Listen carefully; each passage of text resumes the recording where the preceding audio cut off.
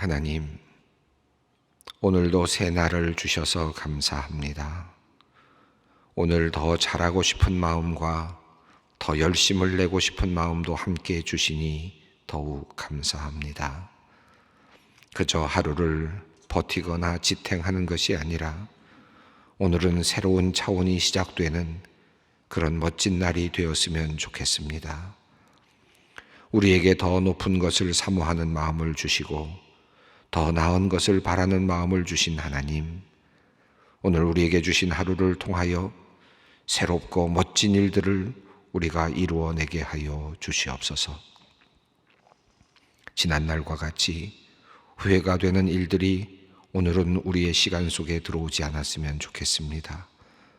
말을 조심하게 하시고 우리의 행동과 행실도 바르게 하여 주시옵소서. 따뜻함과 평안함, 부드러움과 정결함이 우리의 언행에서 품격 있게 나타나게 하여 주시옵소서. 그리하여 하나님 나라의 빛과 소금이 되게 하여 주시옵소서. 사랑의 하나님, 소망교회를 섬기는 목회자들을 위해 기도합니다. 주님의 부르심을 받아서 섬김의 길로 들어선 주님의 종들을 주님께서 귀하게 보아 주시옵소서. 특별히 21분의 부목사님들에게 성도들을 사랑하는 마음을 더욱 불일 듯 일으켜 주시고 말씀을 준비할 때에 하늘의 보화를 볼 수 있도록 눈을 열어 주시옵소서. 말씀을 증거할 때에는 성령께서 함께 하시어 능력의 말씀을 전하게 하시옵고 성도들을 위해 기도할 때에는 주님께서 그 기도를 들으시고 응답하여 주시옵소서. 목사님들의 가정을 주님께서 지켜주시고 배우자와 아이들이 건강하며 마음도 평안으로 가득해 하여 주시옵소서. 성도들을 위해 기도하느라 정작 자신을 위해, 자신의 가정을 위해 기도하지 못할지라도 주님께서 그의 몸과 가정을 건강하고 활기차게 지켜주시고 보호하여 주시옵소서. 주님께서 늘 가까이 계시고 목사님들의 앞길도 주님께서 아름답게 예비하여 주시옵소서. 전담 사역을 맡아 수고하는 목사님, 전도사님들이 있습니다. 상담을 맡은 목사님, 문서 사역을 맡은 사역자, 샬롬 갈렙부를 맡아 수고하는 목회자들, 찬양 사역을 담당한 사역자, 복방 선교를 맡은 사역자들에게 지혜와 능력을 더하여 주시어서 그들에게 주어진 임무를 잘 수행케 하시고 모든 성도들의 마음에 기쁨을 주며 하나님께는 영광을 돌리게 하여 주시옵소서. 몸과 마음과 영혼을 주님께서 지켜주시옵소서. 그들의 가정을 주님께서 보호하여 주시며 기도하는 모든 것들이 선물처럼 이들에게 멋지고 아름답게 주어지게 하여 주시옵소서. 소망의 미래를 준비하기 위해 교육부를 맡아 수고하는 31분의 목회자들이 있습니다. 8분의 영유아 유치부의 교역자, 8분의 아동부 소망부 교역자, 6분의 청소년 드림부 교역자, 4분의 대학부, 4분의 청년부, 1분의 청년 플러스 교역자들을 주님께서 한 사람 한 사람 살펴주시옵소서. 젊은 나이에 주님을 위해 헌신한 귀한 사역자들입니다. 특별히 어린 아이들과 젊은이들을 신앙을 위해 기도하며 모든 정성을 쏟아붓는 주님의 종들이오니 주님께서 이들을 긍휼히 여겨주시고 귀하게 보아 주시옵소서. 이들의 앞길을 주님께서 멋지게 예비하여 주시고 모두가 성령 안에 거하게 하사 하시는 모든 사역이 주님의 능력으로 넘쳐나게 하여 주시옵소서. 아이들이 구원을 얻고 하나님을 알아가며 몸과 마음과 영혼을 주님을 위하여 열려지게 하여 주시고 자라나는 데에 우리 주님 목회자들이 수고합니다. 주님 함께 하여 주시고 귀한 열매들이 가득 열리게 하여 주시옵소서. 하나님, 소망교회에 최근 여러 가지 공사가 시작되었습니다. 목회자 사택을 마련하기 위한 재건축과 선교관 리모델링 공사가 현재 진행 중입니다. 소망교회 목회사역을 보다 안정되게 유지하고 새로운 시대를 준비하고자 하는 마음이 담겨 있습니다. 하나님, 이 일을 맡아 수고하는 관리위원회를 비롯한 관련 부서의 재직들과 장로님, 그리고 소망교회의 사무처 및 관리부서, 관련 부서의 직원들에게 주님께서 지혜와 힘을 주시옵소서.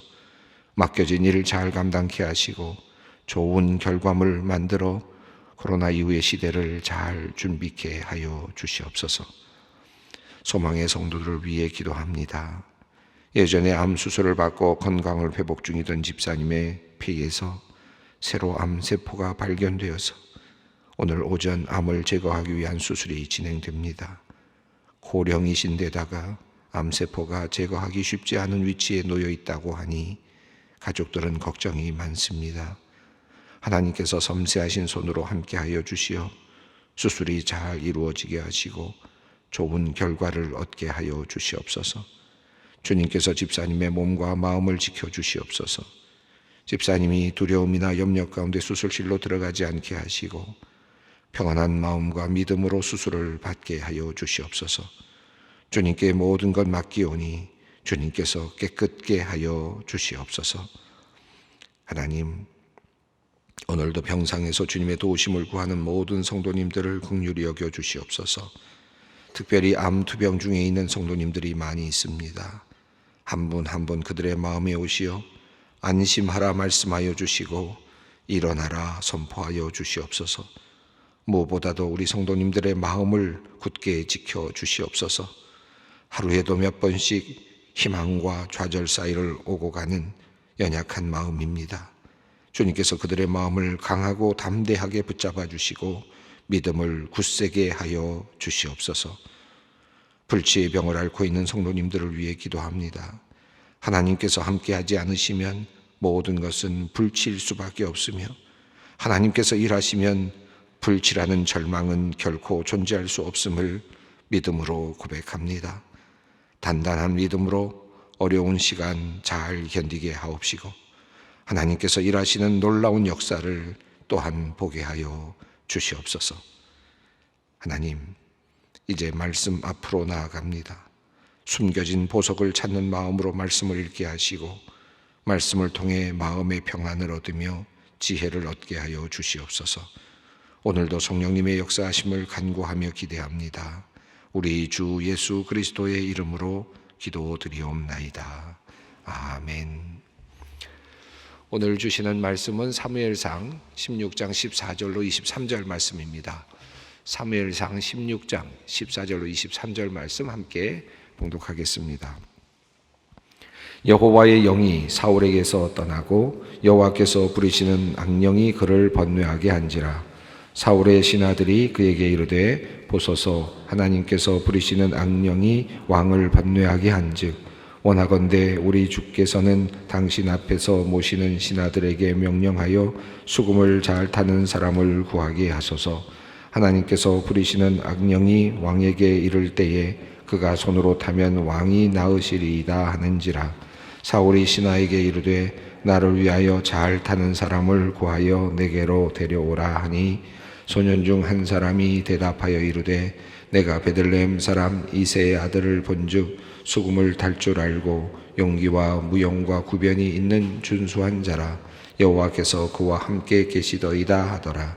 사울이 이에 전령들을 이새에게 보내어 이르되 양치는 내 아들 다윗을 내게로 보내라 하매 이새가 떡과 한 가죽 부대의 포도주와 염소 새끼를 나귀에 실리고 그의 아들 다윗을 시켜 사울에게 보내니 다윗이 사울에게 이르러 그 앞에 모셔 섬에 사울이 그를 크게 사랑하여 그 자기의 무기를 드는 자로 삼고 또 사울이 이새에게 사람을 보내어 이르되 원하건대 다윗을 내 앞에 모셔 서게 하라. 그가 내게 은총을 얻었느니라 하니라. 하나님께서 부리시는 악령이 사울에게 이를 때에 다윗이 수금을 들고 와서 손으로 탄즉 사울이 상쾌하여 낫고 악령이 그에게서 떠나더라. 아멘. 오늘 말씀은 다윗에게 하나님의 영이 임한 후에 일어난 사울에게 일어난 일을 다루고 있습니다. 바로 앞절, 그러니까 사무엘상 16장 13절 말씀을 제가 한번 다시 읽어보겠습니다. 사무엘이 기름불병을 가져다가 그의 형제 중에서 그에게 부었더니 이날 이후로 다윗이 여호와의 영에 크게 감동되니라. 사무엘이 떠나서 라마로 가니라. 어제의 마지막 말씀입니다. 그러니까 13절 말씀은 하나님께서 사무엘을 통해서 다윗에게 기름을 붓게 하셨고 기름을 붓자 여호와의 영이 크게 그를 감동케 했다. 그래서 다윗이 이제 하나님의 영으로 함께 있게 되는 그날 이후로 하나님의 영이 다윗과 함께하는 그런 장면이 13절에 묘사되었습니다. 그리고 이어지는 본문이 오늘 본문인데요. 오늘 본문 말씀은 14절에서 이렇게 되어 있습니다. 함께 읽어보겠습니다. 여호와의 영이 사울에게서 떠나고 여호와께서 부르시는 악령이 그를 번뇌하게 한지라. 여호와의 영이 사울에게서 떠나고 13절하고 연결해 보면 다윗에게 하나님의 영이 임하고 사울에게는 하나님의 영이 떠나고 이렇게 되어 있죠. 근데 뭐가 먼저일까요? 어떤 게 먼저일까요?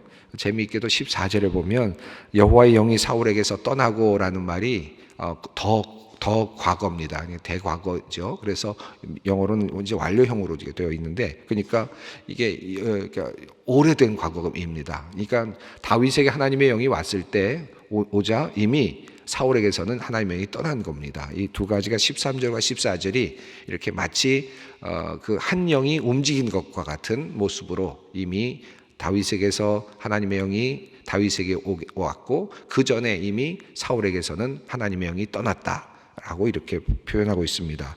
그리고 그 다음에는 여호와께서 부리시는 악령이 그를 번뇌하게 하였다 이렇게 되어 있습니다. 이 말씀이 조금 와닿기는 하지만 이게 무슨 말이지 하는 좀 생각이 드시는 분들이 꽤 계실 겁니다. 여호와께서 부리시는 악령이라는 표현이 나왔습니다.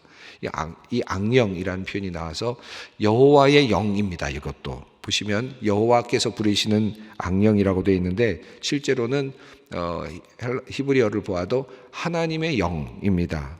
야훼의 영이에요. 루아흐 그리고 메트 야훼입니다. 그런데 그 앞에 라라는 말이 붙어서 나쁘다라는 말이 붙어 있어요. 나쁜 영. 그래서 하나님께서 부리시는 나쁜 영. 번역은 잘 된 것 같아요. 하나님의 나쁜 영 그러면 너무 모호하고요. 그래서 하나님께서 부리시는 나쁜 영, 악한 영이라고 표현을 했습니다. 하나님께서 부리신 악한 영은 이게 그 존재 자체가 악한 것인가? 그러니까 사탄인가? 여기서 보면 사탄이라고 볼 수는 없을 것 같습니다. 여기서 말씀하고 있는 영은 하나님의 영으로서 악한 일, 다시 말하면 약한 역할을 하는 하나님의 영, 이렇게 이해하는 것이 좋겠습니다. 악한 역할을 하도록 하시는 하나님의 영, 이렇게 표현을. 어찌 보면 천사라고 봐도 될 것 같고요. 일반적인 하나님의 영으로 봐도 되는데 하나님께서는 하나님의 영 중에서 악한 역할을 하도록 하는 지금 그런 심부름을 시킨 하나님의 천사, 하나님의 영이라고 볼 수도 있겠습니다. 그래서 이 하나님의 영이 앞에서 하나님의 영이 사울에서 떠났다라는 말은 이제 왕권으로서의 하나님의 영, 왕권을 주시는 하나님의 영으로서의 하나님의 영이 이제 떠나가고 그리고 이제 그에게는 악한 역할을 하는 영이 그에게 들어왔다라고 이렇게 표현이 된 것입니다. 그러면 이 악한 영이 들어와서 어떻게 했는지 번뇌하게 했다 이렇게 되어 있는데 번뇌하게 했다는 말은 비아트라는 말이 사용되는데 여기서 말을 욥기에서 굉장히 많이 나오는 표현입니다. 번뇌하게 했다. 그래서 이걸 어떻게 이해할 것이 심리학적으로 이해할 건지 정신병적으로 이해할 건지 귀신으로 이해할지. 근데 여기서 보면 귀신이라고 보기에는 하나님의 영이라고 되어 있으니까 귀신의 역할은 아닌 것 같아요. 그렇다면 이것은 하나님께서 그를 괴롭히시는 거거든요. 괴롭히시는 영인데 번뇌라고 했으니까 욥도 그곳에서 번뇌하거든요. 욥이 의인인데도 불구하고 번뇌합니다. 끊임없이 번뇌하는데 왜 그럴까요? 환란이 오고 자기 아들을 잃고 아내를 잃고 재산을 잃고 이런 것에서 오는 아주 그 고통 속에 있는 것에서 오는 하나의 번뇌. 그리고 더 나아가서 그럼에도 불구하고 하나님은 도대체 무엇 하시는가 하는 그 혼란스러움, 신학적인 혼란스러움이 욥기에 나타나지 않습니까? 또 친구들이 와서 네가 뭐 잘못했으니까 그러지 않겠냐라고 또 뭔가 이렇게 계속해서 압력을 넣는 장면이 나오죠. 이 욥기에 나오는 내용들, 그때 이 욥이 번뇌합니다. 여기서 비아트라는 단어가 사용되는데 같은 여기서 의미입니다. 사울이 지금 번뇌했다. 여러 가지 생각들, 여러 가지 신학적으로 정리되지 않은, 그리고 또 자기 자신이 가지고 있는 어떤 마음과 현실이 부합되지 않은, 또 하나님과의 관계에서 오는 어떤 그 뒤틀어짐, 이런 것들로 오는 하나의 그 큰 번뇌, 그 마음의 어떤 무거운 마음의 어떤 그 짐 같은 것들, 이런 것들이 뭔가 어떤 행동으로 표현이 되고 있지 않았는가 생각이 듭니다.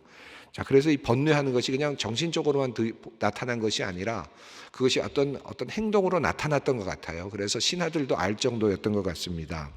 자, 15절 말씀을 읽어보겠습니다. 사울의 신하들이 그에게 이르되 보소서 하나님께서 부리시는 악령이 왕을 번뇌하게 한즉. 사울의 신하들, 이 신하들이란 말이 이제 드디어 나오기 시작합니다.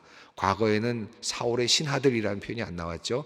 이제 왕권이 어느 정도 강화되고 이제는 신하들도 이제 왕을 섬기고 있는 그런 모습으로 하나의 표현이 되고 있는데, 사울의 신하들이 사울에게 말합니다. 보소서 하나님께서 부리시는 악령이 왕을 번뇌하게 한즉. 이 번뇌하게 하는 모습을 신하들도 알 수 있을 정도가 되었습니다. 뭔가 그 뒤에 보면 뭔가 이렇게 특별한 갑자기 돌출 행동을 한다든지 하는 일들이 일어났던 것 같아요. 자, 왕이 번뇌하고 있습니다. 힘들어하는 상황입니다. 신하들이 그것을 보았습니다. 그리고 신하들이 이제 조언을 합니다. 16절 말씀입니다. 원하건대 우리 주께서는 당신 앞에서 모시는 신하들에게 명령하여 수금을 잘 타는 사람을 구하게 하소서. 하나님께서 부리시는 악령이 왕에게 이를 때에 그가 손으로 타면 왕이 나으시리이다 하는지라. 신하들이 이것을 보고 나름대로 조언을 했는데, 수금 잘 타는 사람을 불러다가 수금을 타게 하라. 그러면 마음이 좀 더 누그러질 것이고, 그리고 좀 마음이 평안해지지 않겠느냐라고 하는 그런 제안입니다. 그러면 왕이 나을 것입니다. 여기서는 뭐 지금처럼 뭐 어떤 심리적인 그런 것들이 다 이렇게 연구가 된 것은 아니겠지만, 당시에도 수금을 타거나 음악을 들으면 사람들의 마음이 누그러지는 것은 당연했겠죠. 그러니까 일반적으로 음악을 들으면 사람들의 마음이 누그러지는 것을 일반적인 하나의 음악의 효능을 이야기하고 있을 수도 있겠지만, 또 한 걸음 더 나아가서 사무엘상 10장 5절을 보면 하나님의 영을 받았던 사울의 모습이 나오는데요. 그때 비파와 수금과 피리를 불면서 그 예언자들이 내려올 때, 그때 사울이 하나님의 영을 받는 모습이 나옵니다. 그 사무엘이 사울에게 세 가지 징조를 보여주었을 때죠. 네가 왕이 될 거다라고 하면서 세 번의 징조가 일어날 것이다라고 할 때, 마지막 징조가 하나님의 영이 너에게 임할 거다라고 할 때, 그때 수금을 키면서 오는 예언자들이 있었습니다. 그래서 그를 통해서 하나님의 영이 임하거든요. 그러니까 그것에 대한 어떤 과거에 대한 또 다른 하나님의 영이 떠났다는 것을 지금 신하들이 알고 있고, 하나님의 영이 다시 와야 된다라고 하는 그런 하나의 당위성이라고 그럴까요? 그런 필요성 때문에 지금 신하들은 그것을 알고 있는지 모르는지 모르지만 그들의 입술로 지금 수금 타는 사람을 구하소서라고 그렇게 이야기를 합니다. 당시 고대 근동에서는 수금을 타는 사람들이 예언도 하기도 하고 또 가르치기도 하는 이런 역할도 같이 했다고 하니까, 자연스럽게 수금을 타는 것은 예언적인 역할, 또 치유적인 역할, 이런 역할을 하는 그런 의미도 있었을 것 같습니다. 자, 중요한 것은 신하들의 입을 통해서 이제 이런 말이 나왔습니다. 자, 그리고 나서 17절 말씀입니다. 사울이 신하에게 이르되 나를 위하여 잘 타는 사람을 구하여 내게로 데려오라 하니. 이 장면이 참 재밌습니다. 17절 말씀인데 그냥 일반적으로 읽어 나가면 그냥 그 신하들이 이런 이야기를 하니까 사울이 그래 그럼 그런 사람 데려와라 라고 하는 말로 보이죠. 그리고 문맥상으로는 그 말입니다. 자연스럽게 신하들이 이제 수금 잘 타는 사람을 데려와다가 왕 옆에 두십시오라고 제안을 했고, 그러면 잘 타는 사람을 데려다가 내 옆에 데려와라라고 하는 말처럼 보이지만, 그러나 앞에 있는 그 문장들을 읽어 내려갔던 히브리어로 읽어 내려갔던 사람들이라면 이 문장이 상당히 주의 깊고 의미심장한 표현이라는 사실을 알게 되는데요.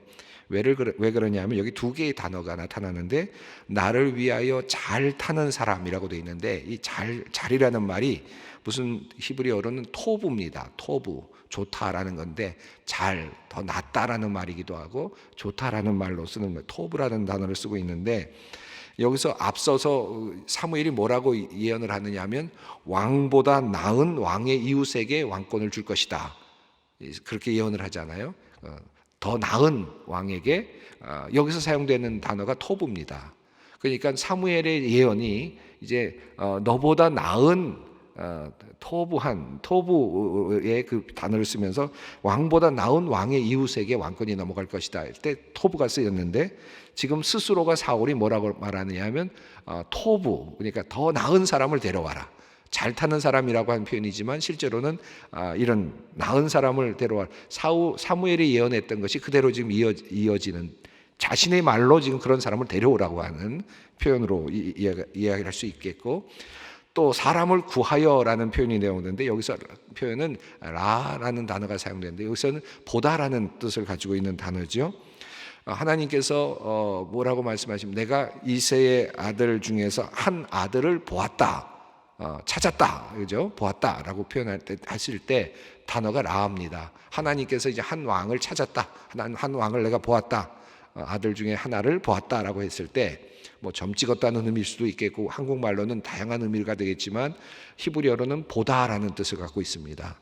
근데 여기 보면 나를 위하여 잘 타는 사람을 보아라, 찾으라 라는 뜻으로 라라는 단어가 사용되어 있어요. 그러니까 토부 그리고 라라는 단어가 사용되면서 하나님께서 이제 한 사람을 보았다 라고 하는 것과 더 훨씬 더 나은 이라는 의미를 갖고 있는 이 두 가지 단어를 사용하면서 사울이 스스로 쉽게 말하면 이런 거죠. 나보다 나은 사람을 데려와라, 구해와라, 찾아와라 라는 의미로 두 가지 이중적인 의미로 스스로 이 말을 하지만 실제로는 그 속에 숨겨져 있는 하나님의 뜻이 자신의 입을 통해서 나오고 있는, 지금 아주 어찌 보면 절묘한 표현이라고 할 수도 있겠습니다.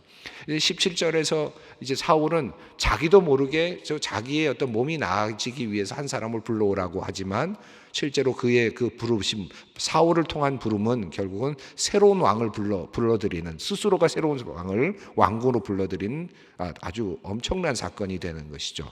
자, 18절에 이제 다음 내용이 이어집니다. 한번 읽어보겠습니다. 소년 중 한 사람이 대답하여 이르되 내가 베들레헴 사람 이새의 아들을 본즉 수금을 탈 줄 알고 용기와 무용과 구변이 있는 준수한 자라, 여호와께서 그와 함께 계시더이다 하더라. 마침 어떤 소년이, 한 사람이 그에게 대답을 했습니다. 아마도 가장 가까이 있는 어떤 소년이었던 것 같은데 누군지 정확하게 나오지 않죠. 이 소년은 지금 아주 매우 중요한 역할을 하는데 다윗을 소개하는 역할을 하는데, 어떻게 멀리 있는 다윗, 그도 다윗의 아버지 이름까지 정확하게 알고 있는지, 여기서 다윗이라는 이름은 말하고 있지 않지만 소년 중 한 사람이 아주 정확하게 마치 예언하듯이 이야기를 합니다. 내가 베들레헴 사람 이새의 아들을 본즉 수금을 탈 줄 알고, 원래 목적이 수금 잘 타는 사람을 찾으라는 거 아닙니까? 수금을 탈 줄 알고, 용기와, 여기서 남자다움을 표현하는 단어고, 무용과, 이렇게 전쟁 수행 능력이 있다는 뜻이고, 구변이 있다, 지혜로운 말을 할 줄 아는 사람이다. 그러니까 다 갖춘 사람이란 뜻이죠. 말도 잘하고 지혜롭게, 또 용맹하고 남자답고, 그리고 싸움에 어떤 무술의 능력도 있는 준수한 자다. 한 걸음 더 나아가서 여호와께서 그와 함께 계시더이다 라고, 그렇게 하나님께서 함께 계시는 사람이다 라고 이렇게 아주 극찬을 하면서 추천을 합니다. 여기 소년이 왜 갑자기 등장했을까? 근데 소년이, 이 사무엘상에 보면 소년이 두 번 등장하죠. 사울과 관련해서 처음에 어디서 등장을 했습니까?